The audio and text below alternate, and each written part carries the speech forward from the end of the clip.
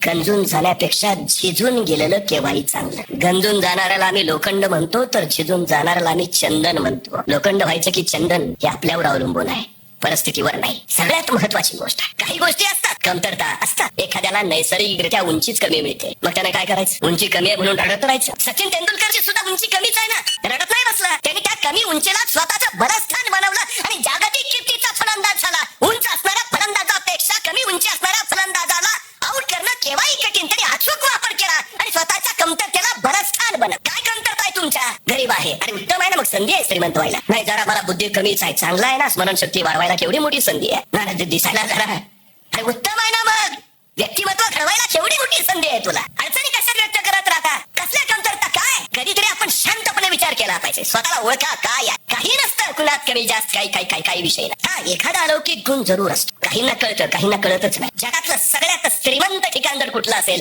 तर ते असतं स्मशान. प्रत्येकाला काही ना काही अलौकिक गुण दिला, अनेकांना तो गुणच कळत नाही. मग असे गुण त्याच्या बरोबर चौघांच्या खांद्यावरनं स्मशानात पोहोचतात आणि ते तिथंच पडून राहतात. खरं त्याचा समाजाला, दुनियेला वापर व्हायला हवा होता, तो तुमच्यातच होता. पण मला एका प्रश्नाचं उत्तर द्या. हुबहू तुमच्यासारखं दिसणारं या दुनियेत दुसरं कोणी दिसलंय का दिसलं नाही? परवा पुण्यात गेल काय, मलाच कळेना मीच आहे का तोच आहे, इतकंच घडलंय का? अरे म्हणजे या सृष्टीमध्ये तुम्ही एकटे आहात, या सृष्टीमध्ये तुम्ही एकमेवा द्वितीय आहात, या सृष्टीमध्ये तुमच्यासारखं दुसरं कुणीच नाही. अरे मग याचा अभिमान बाळगायचा ऐवजी न्यूनगंड कसले बाळगता? 120 कोटी लोकसंख्या या देशाची, म्हणजे तुम्ही जन्माला असाल त्यावेळी साधारण 105-110 कोटी असेल. म्हणजे तुम्ही जन्माला यायच्या अगोदर मुळातच या देशात 110 कोटी होते. जरी फिरून तुमचा जन्म झाला, कमी होते का आधी? पण ते असतानाही तुमचा जन्म झालाय ना, याचा अर्थ तुमच्या काहीतरी आहे, तुमची या देशाला, समाजाला गरज आहे. विनाकारण काही होत नाही, काहीतरी आहे, काहीतरी जबाबदारी आपली आहे, काहीतरी कर्तव्य आपलं आहे की जेणेकरून आपला जन्म झाला. मग ते काय हे शोधणं ही फार महत्वाची गोष्ट. ते ठरवा ना, ध्येय ठरवा काय करायचंय. जन्माला येण्या अगोदरच शिवरायांचं ध्येय ठरलं होतं, तेव्हा एवढी उंची गाठता आली. सचिन तेंडुलकरला येता 4थीत असताना कळालं होतं आपल्यात कुठला गुण आहे. तिथून त्यांनी क्रिकेट खेळायला सुरुवात केली, मग तो जागतिक कीर्तीचा असला. इरफान पठाणला येता 9थीत असताना कळलं की आपल्यात काय आहे, त्यांनी सुरुवात केली, मग तो भारतीय संघात गेला. पण तेंडुलकर एवढी प्रसिद्धी नाही का?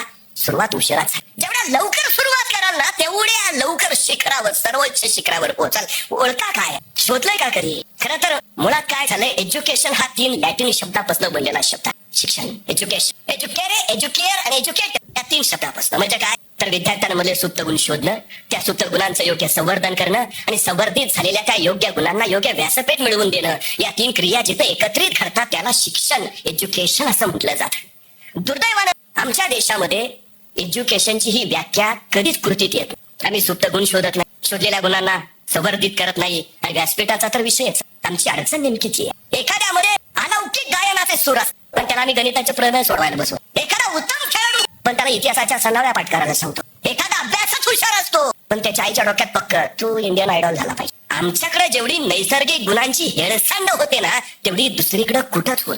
म्हणून 10 कोटी लोकसंख्या असणाऱ्या जपानमध्ये 100 सुवर्ण पदक ऑलिम्पिक मध्ये जातात आणि 100 कोटी लोकसंख्या असणाऱ्या आमच्या देशात कसं एखादं सुवर्ण पदक. नैसर्गिक गुणांचा मुळात शोधच नाही घेतला. ठीक आहे, घेणारे नाहीत नसू दे, आपला आपण तर गुण शोधू शकतो, आपली आपण तर स्वतःची ओळख करून घेऊ शकतो. काय आहे आपल्यात पाहू शकतो. यश मिळवायचं आहे ना, पहिली गोष्ट जर कुठली करायचं असेल तर पहिला स्वतःचा शोध घ्या. काय करू शकतो ते एकदा पहा. काय कळाला मित्राला ना, अरे हेच क्षेत्र का निवडलं? नाही, आई म्हटली तुला दुसरं काय जमणारच नाही. अरे तुझं काय? महाराष्ट्रात शेतकऱ्यांच्या घडणाऱ्या आत्महत्यांबद्दल आम्ही बोलतो, पण या महाराष्ट्रात तरुण मुलांच्या किती आत्महत्या होतात त्याचे याकडे एकदा पाहिले पाहिजे. ही आत्महत्या करणारी तरुण मुलं कोण? ती मेडिकलला जाणारी मुलं आहेत, ती IT क्षेत्रात काम करणारी मुलं आहेत, ती सॉफ्टवेअर इंजिनियर असणारी मुलं आहेत, ती इंजिनिअरिंग करणारी मुलं आहेत. त्याचं कारण हे ते कुणाच्या तरी इच्छेस्तव तिथं आलीत. ही त्यांची आवड नाही. आवड नसली की मग सवड निघत. आवड असली की आनंद असतो, आनंद असला की उत्साह असतो, उत्साह असला की कमी कष्टातच मग काम होऊन जात. काही गोष्टी कळतच नाहीत आपल्याला, आवडच नसते आणि काही गोष्टी न कळताच कळून जातात. मला माहिती आपण करतो ना, त्यात तो जन्मजातच गुण.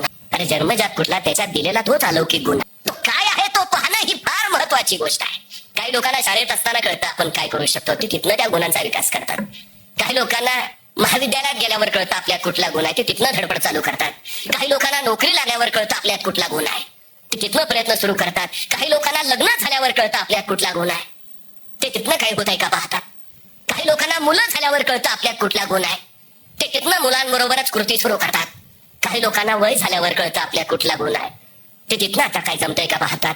आणि काही लोकांना चौघांच्या खांद्यावर गेलं तरी कळत नाही. सगळ्यात महत्वाची गोष्ट आहे शोधा काय आहे. जगाकडं कुतूहलानं जेवढं पाहता यायला हवं तेवढं स्वतःकडं सुद्धा कुतूहलानं पाहता यायला हवं. स्वतःच्या प्रत्येक कृतीची, स्वतःच्या स्वभावाची, स्वतःच्या आवडीची, स्वतःच्या निवडीची जिज्ञेसेनं निरीक्षण तुम्ही नोंदवायला हवीत. मग आपण आपल्याला उलगडत जातो. मग आपण काय आहोत हे आपल्याला कळत जातं. ही सगळ्यात मोठी गोष्ट आहे. मग निराशा दाटत नाही, कारण आपलं सामर्थ्य आपल्याला माहिती असतं. मग हताशपणा येत नाही, कारण आपली ताकद आपल्याला माहिती असते. सगळ्यात माणसं निराश का होतात, माणसं हताश का होतात, याचं कारण सगळ्यात मोठं हे आहे. अब्राहम लिंकन म्हणजे एखाद्याला पडावं किती वेळा पडावं, तो रेकॉर्ड पण लिंकनच्या नावावर. पण तो काय आहे हे त्याला माहिती होतं. जोपर्यंत जिंकत नाही तोपर्यंत सोडत नाही, हा त्याचा ध्यास होता. तो अखेर झाला अमेरिकेचा राष्ट्राध्यक्ष. एकदा प्रयत्न केला, दोनदा केला, नाहीच मग जाऊ दे, आपलं ते क्षेत्रच नाही, असं काही नाही हो. सगळी क्षेत्र तुमचीच. पहिला ठेवायला सगळ्यात महत्वाची, सगळ्यात महत्वाची गोष्ट ठरवायचा काय व्हायचं. काय न ठरवताच निर्णय घेत, काय ना निर्णय घेणंच जमत नाही, आणि काय 25 वर्ष निर्णयाचीच तयारी करत असतात. सगळं यशस्वी कोण झालं, ज्याला पटकन निर्णय घेतात. माणसं विचारतात काय झालं, काय घेतला निर्णय, घेतलाच नाही का, चुकला तर चुकू दे ना. निर्णय बरोबर आला तर यश मिळेल, निर्णय चुकला तर अनुभव मिळेल. तुझा तोटा काय आहे, घे ना निर्णय पटकन. यशस्वी कोण होतं, योग्य निर्णय घेतात ते नव्हे, तर घेतलेला निर्णय योग्यच होता हे ते सिद्ध करतात ते. कुठलंही क्षेत्र निवडा, कुठल्याही क्षेत्रात जा, काही अडचण नाही, पण घेतलाही निर्णय ना तो योग्यच आहे सिद्ध करायची हिंमत आणि धाडस तुमच्यात असायला हवं. उगाच कारण नका सांगत बसू, मी आधी सांगत होतो मला जमणार नाही, थपा मारतो. या जगात असं काही नाहीच आहे जे कुणाला जमणार नाही. अशक्य हा शब्द फक्त नेपोलियनच्या नव्हे, आमच्याही डिक्शनरीत असायलाच हवा. या जगात काहीच अशक्य नाही. अडचण काय आहे, ठरवा ना पहिले. क्षमता काय आहेत आपल्या, ओळख करून घ्या. मी परवा एकाला सहज विचार, 100 मीटर पळशील, त्याने लगेच उलट प्रश्न विचारला, 100 मीटर म्हणजे किती. आता कधी मैदानावरच नाही, त्याला 100 मीटर कळणार कसं. म्हणजे परवा एका मुलाला सहज विचारलं, काय रे खेळ खेळतोस का. मला सगळे खेळ, क्रिकेट खेळतो, फुटबॉल खेळतो, हॉलीबॉल खेळतो, बॅडमिंटन खेळतो, क्रिकेट खेळतो. म्हटलं एवढे सगळे खेळ खेळतो, दिवसभर मैदानावरच असतोस का काय. तुम्हाला मैदानावर नाही, मोबाईलवर खेळ. सगळ्यात मोठी गोष्ट, निर्णय प्रक्रिया गतिमान करण्यासाठी तुम्ही खरंच मैदानावर असायला. कधी कबड्डी खेळून बघा, मग किती क्षणभरात निर्णय घ्यावा लागतो ते. कधी खो खो खेळून बघा, मग किती पटकन निर्णय घ्यावा लागतो ते. कधी क्रिकेटच्या मैदानात उतरा, एखादा बॉल असा आलाय तो कसा तोडवायला हवा याचा निर्णय किती क्षणात घ्यायला हवा ते कळतं. निर्णय तुम्हाला घ्यायची जर क्षमता निर्माण करायची असेल, तुम्हाला पहिलं मैदानातच जायला हवं. अडचण काय झाली आमची, आम्ही सोडलं ते सगळं, त्यामुळे अडचण होते. निर्णय प्रक्रिया, काय लोक विचार इंग्रजीत करतात, निर्णय मराठीत घेतात. काय विचार मराठीत करतात, निर्णय इंग्रजीत घेतात. मग कळतं हा असं नव्हतं म्हणायचं, गोंधळ आहे. मी त्याला विचारलं काय सांगतोय मी, 100 मीटर पळशील का, करतो प्रयत्न. बरं मला सांग 100 मीटर किती वेळात पळशील. तिने एकदा दोनदा अंतर बघून घे, 5 मिनिटं लागते. 100 मीटर आहे फक्त, तेच सांगतोय ना 5 मिनिटं लागते. अरे ऑलिम्पिकचं रेकॉर्ड 9 सेकंदाचा आहे. हुसेन बोल्ट 9 सेकंदात 100 मीटर पळतो. अरे 18 सेकंद म्हण, 50 सेकंद, 5 मिनिटं. माझं मला माहिती आहे, तुम्ही बोलून काय उपयोग आहे. माझं काय ते मला कळतंय. 5 मिनिटं लाग, अरे तू पुढे, मला माहिती आहे 5 मिनिटं लागणार. तेवढ्या कुणीतरी ओरडला, पण कुत्रा पिसाळलंय, इतक्या भयान वेगात पळत सुटला, 7 सेकंदात 100 मीटर. मी म्हटलं तू तर ऑलिम्पिकचं रेकॉर्ड मोडलंस. हुसेन बोल्ट 9 सेकंदात 100 मीटर, तू तर 7 सेकंद. कुत्र मागं लाग. याचा अर्थ काय, तुमच्यात क्षमता आहे ना, 7 सेकंदात 100 मीटर पळायची तुमच्यात क्षमता आहे ना. ओळख कधी होईल तुम्हाला या क्षमतेची. संकट मला, संकट तुम्हाला अडवायला येत नाहीत, संकट तुमची उंची वाढवायला येत. अडथळे तुम्हाला रोखायला येत नाही, अडथळे तुमच्यातल्या क्षमता बाहेर काढायला येत. अडचणी तुम्हाला थांबवायला येत नाही, अडचणी तुमच्यातली कौशल्य विकसित करायला येत राहतात. त्यामुळे जो सतत लढत असतो, भिडत असतो, झगडत असतो, अशांची क्षमता कौशल्य विकसित झालेली तुम्हाला दिसते. जी सतत चावलीत असते त्यांची थोड्या उन्हानंही दमछाक होते. त्यातून आमची व्यवस्थाच अशी आहे, म्हणजे आमचा मुलगा लहानपणी रांगत अंधाऱ्या खोलीकडे निघाला की मागणं दटावला, हे नको जाऊ, भाऊ आहे. तो तिथूनच गर्दीशी फिरत. तो भाऊ त्याच्या डोक्यात इतका बसतो की पुढे 2 पोरांचा बाप झाला तरी तो अंधाराचा. मला गणितच कळत नाही. पण तुम्ही कुणी भाऊ बघितलाय, कोणाला दिसलाय का, तो कशाला भीतीचा भाऊ त्याच्या डोक्यात घालतो आम्ही, मला कळत. दुबळट नेबळट करून अडचण काय आहे त्याला सांग ना. जातोय अंधारात जाऊ दे, दिवसात सूर्य असतो म्हणून उजेड, रात्री सूर्य नसतो म्हणून अंधार, बाकी बदल काहीच नसतो. सगळं तसं असतं. काय होईल, जास्तीत जास्त दिसणार नाही अंधारात, थोडी नाही दिसू दे, हेच कळेल, ठीक आहे, पडेल, पडू देणार, लागेल होऊ देणार, रक्त येऊ देणार, वेदना होईल होऊ देणार. अरे हे सगळं सोसेल, सहन करेल, त्यावेळी तर संकटांशी भिडायचं सामर्थ्य त्याच्यात येईल. भिडू देणार, कुतूहल का मारतात सतत, भीती कशासाठी. ते स्पर्धा परीक्षांबद्दल सुद्धा तसंच ते नसतं, काहीतरी दुसरा पर्याय. अनेकांनी नुसतीच आयुष्य वाया घालवली.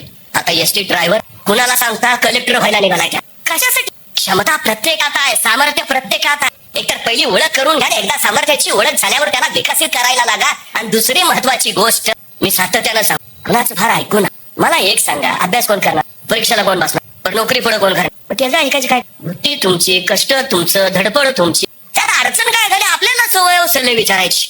मग कस करू मग? तो काय 3 वेळा कलेक्टर झाला. अरे तुमचं सामर्थ्य तुम्हाला माहिती, तुमच्या क्षमता तुम्हाला माहिती, इतरांना काय विचारत फिरता? म्हणजे आमची सगळ्यात मोठी अडचण काय, एखाद्याने काही करू पाहायचं, एखाद्याने काही नवं करायचं म्हणलं की पहिले भाऊ हे सांगणारे खूप नको. हे गाव होतं छोटं, गावाच्या बाहेर एक टेकडी. त्या टेकडीवर आतापर्यंत कुणीच गेलं, कुणी तिकडे फिरकतही नव्हतं. लोकांच्या डोक्यात पक्क बसत त्या टेकडीवर कुणी जात नाही. आतापर्यंत कुणीच गेलं नाही आणि तो गेला मला दिसला नाही. कुणीच फिरकत नव्हतं तिकडं. इतकी डोक्यात भीती त्या टेकडीची काय जाईल नावच. पण अशी तुमच्यासारखी जरा नव्या दमाची ताज्या रक्ताची पोरं एकत्र आली काहीतरी वेगळं कर. हे काय आपण स्पर्धा ठेवूया, त्या आपल्या गावाबाहेरच्या टेकडीवर कोण पहिल्यांदा पोहोचेल त्याची. मोठं बक्षीस ठेव. क्रांतिकारी निर्णयच होता त्यांचा. ते ठरलं त्यांचं सगळं नियोजन, स्पर्धे बिर्धेचं सगळं झालं. पुकारलं सगळ्या गावात जो कोणी त्या टेकडीवर चढेल त्याला एवढं बक्षीस दिलं जाईल. ह्याची वार्ता जशी पसरली तशी गावातली सगळी ज्येष्ठ मंडळी एकत्र आली. हे काय पोराने काढलंय नवीनच, कशासाठी बिनकामाचा विषयाशी खेळ. तिकडे कोण गेलंय का आतापर्यंत, गेलेलं परत आलाय का आतापर्यंत? पोरांना थांबवायला पाहिजे. सगळं गाव त्या पोरांच्या मागं. उगा काहीतरी काढू नका, असला काहीतरी उद्योग करू नका. क्रिकेटच्या मॅचेस घ्या, आम्ही नाही म्हटलंय का, वर्गणी आम्ही देतो. पण ते टेकडीवर जायचं काय काढू नका. पोर हट्टाला पेटलेली, आम्हाला काही कळत नाही, एकदा बघू द्या तरी काय टेकडीवर आहे ते. स्पर्धा नियोजित केली, दिवस ठरला, वेळही झाली, सगळी लोक गोळा झाली. अख्ख्या गावातून कशी बसली 8 लोक टेकडी चढायला तयार. स्पर्धेला भरघोस प्रतिसाद. 8 लोकांवर स्पर्धा चालू झाली. तरी ज्येष्ठ मंडळी सांगतातच, कशासाठी नसतं धाडस करता, दुसरे काही कामं नाहीत का, जगात कर्तृत्व गाजवायला दुसऱ्या काही संधी नाहीत का, टेकडीवर गेलंच पाहिजे का, नाही गेलं तर काय बिघडणार आहे का, तिथं काय सोन्याची खाण आहे का, कुणी सांगितलंय, आई बापाला काय आणखी 4-5 आहेत का, कशासाठी धडपड करताय, नका जाऊ ऐका, आमचं म्हणणं आहे का. त्या 8 मधली 2 बाजूला झाली. हे मोठी खोटी नाही सांगणार, अनुभव असल्याशिवाय बोलणार नाही ती. मग काय करूया, राहू दे, उगा कुठं डोक्यात. झाली ना 2 कॅन्सल, आता राहिले 6 जणांच्यावर स्पर्धा सुरू झाली. ते गोळी बिडी धाडायचं सुरुवात करायचं सुरू झालं. परत माणसं या 6 जणांभोवती. नीट विचार करा, उगाच काही कारण नाही, काही गरजही नाही, आणि नाही पोचला म्हणून तुम्हाला कोणी काही फासावरही देणार नाही, काही अडलेलं नाही जायचं, काही गरज नाही. आता ही 6 हट्टाला पेटली नाही, काय व्हायचं ते होत्या, एकदा बघतोच काय होत ते. 6 जण शर्यतीला सुरुवात झाली. बघता बघता ते गोळी बिडी चढली, यांनी ती टेकडी चढायला सुरुवात केली, आणि बघता बघता पोरं पुढं खालनं आरोळ्या चढल्यात. अरे नका जाऊ, ऐका आमचं, कशाला वेळ धाडस करताय, या माघारी. कुणी सांगितलं तुम्हाला, काय पोरं ऐकायलाच तयार नाहीत. पोरं सर वर चढली, आणि तेवढ्यात एक जण ठेचकाळलं आणि धाड दिशी खाली पडलं. दुसरा त्याला उचलायला धावला. काय झालं, असं कधी होत नाही रे. एवढे गड किल्ले चढलो पण असं नव्हतं पडलो. कुणीतरी उगाच मागणं ठेचल्यासारखं वाटलं रे. दुसरा म्हणला, आता तू जातोय तर मी थांबून काय करू, तुला सोडायला मी पण येतो. आली दोघं खाली. आता राहिले 4. झाली स्पर्धा. परत हे चढायला सुरुवात. खालची लोक सांगतातच आहे, उगा धाडस करू नका. आता अर्ध्यात पोचलात, बस झालं, गेलं ना टेकडीवर, ये आता माघारी. आयता समाधान मानावं माणसानं, उगाच राहायचे नसतं, धाडस करू नये. आखिर एक वाईट असतो, उगाच काहीतरी करू नका, या खाली. ती 4 पुढे जायला लागली. तेवढ्यात एक जण चालता चालता धमशात झाल्यासारखा खाली बसला. मला काय झालं रे, गड्यात काहीतरी वेगळंच वाटतंय. मग नाही जमायचं नाही, निम्मा आलोय पण अजून एवढं आहे. जातो मी. तो म्हटला मग मी पण येतो.